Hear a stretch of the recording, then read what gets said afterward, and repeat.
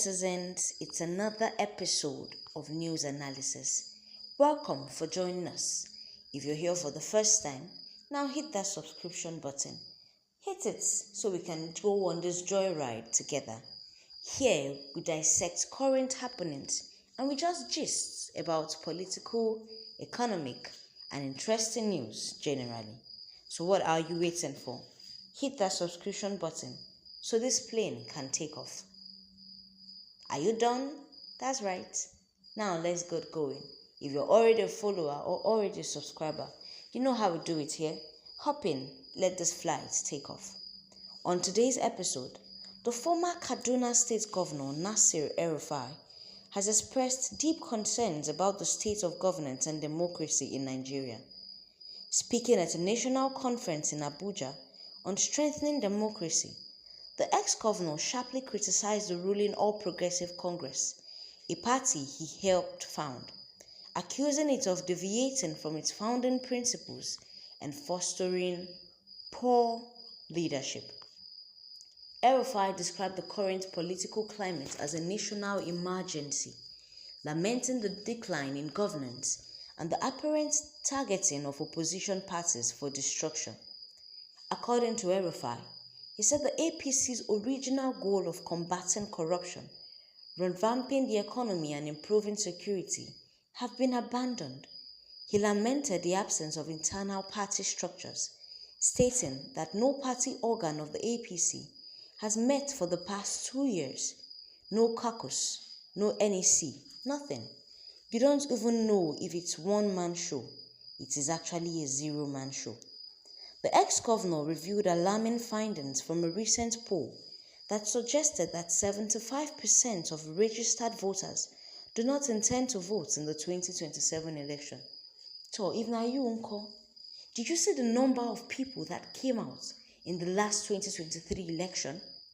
Youths, the elderly, the young, as long as they were eligible to vote, they came out in their numbers to vote for who they had in mind. And at the end of the day, what I ordered versus what I got, 9 Nigerians received. The best shoki of the century, the best breakfast of the century. They shocked Nigerians. One administration came up and said, Milukon. And Nigerians were shocked because that was not what they ordered for. So why would they be motivated to come out in this 2027 election? El-Rufai warned that this disillusionment among voters, meaning lack of interest, possesses a severe threat to democracy. I beg, make Nigerians not even wind themselves.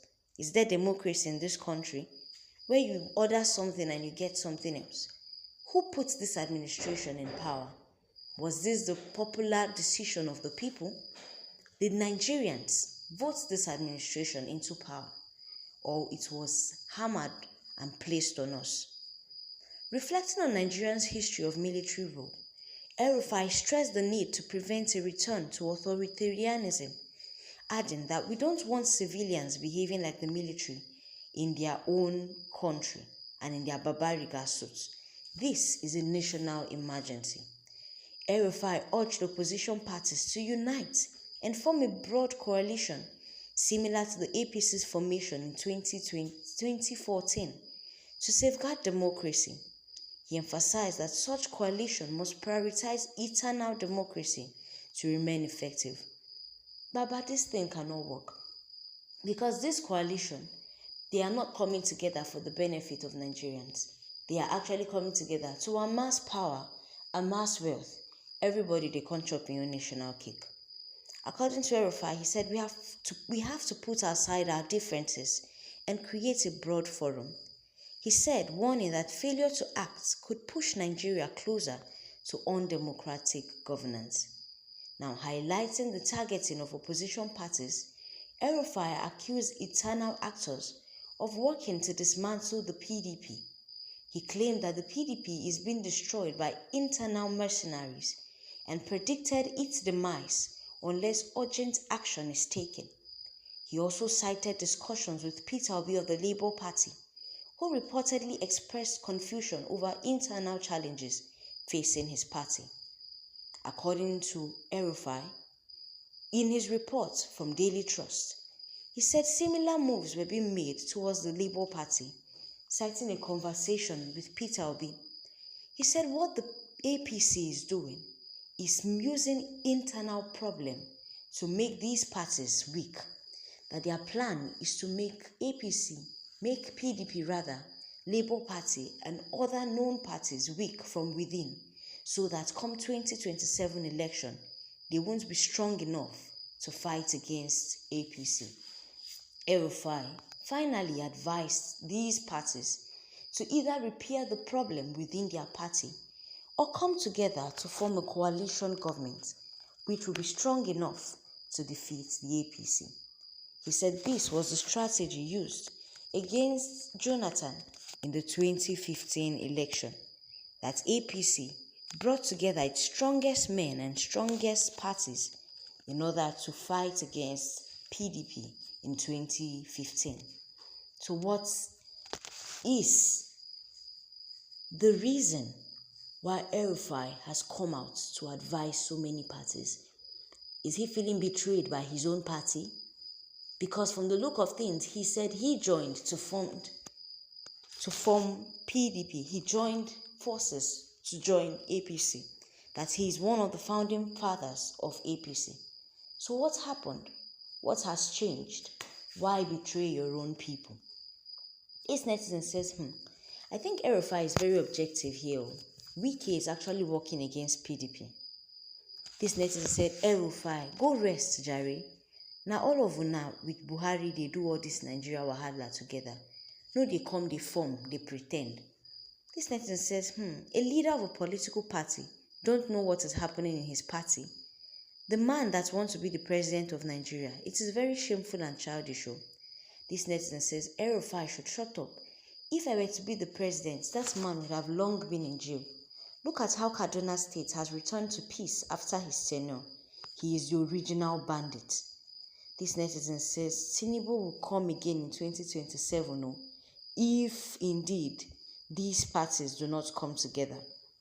This netizen says, President Tinubu will win again in 2027. That one is shortened. Everybody know. Person can reply am, abeg go be this again. Another netizen says, El-Rufai. El-Rufai is Fulani, and they are planning to deceive Obi into all this. Abeg, Obi, no believe them all. No believe them at all. This is Nigerians' problem every time. Small matter, una go turn am to ethnicity or religious issue. Leave, brother. Come 2027 election, Nigerians need to wise up. Make una leave ethnicity, make una leave religion, make una leave tribe. Look for person wey get potential. If not, this country go hear am. This netizen says, El-Rufai shouldn't pretend and absolve himself from the degeneration of democracy in Nigeria. Now the tide is against him. Has he forgotten his role in insurgency in Nigeria and Kaduna State? His silence under Buhari while he destroyed this country with insurgency, economy and bad governance. He should stop pretending to be a saint, Jare. In Kaduna, it was a factor governor. He was a very hard man. This doesn't say El-Rufai is just looking for a soft landing. Parties should be careful who joins them. This netizen says, things are hard in this country. Peter Obi is the only president that can bring fuel price to 100 naira per litre. Person can counter him. Say, are you sure? This is one of the reasons you guys are called sentimental people. Because how can you just make such a bold claim? This netizen says this matter no even don't reach fuel price. This matter is about 2027 election. My fellow netizen, what is your opinion on this? You think say coalition governments go actually help democracy for this country?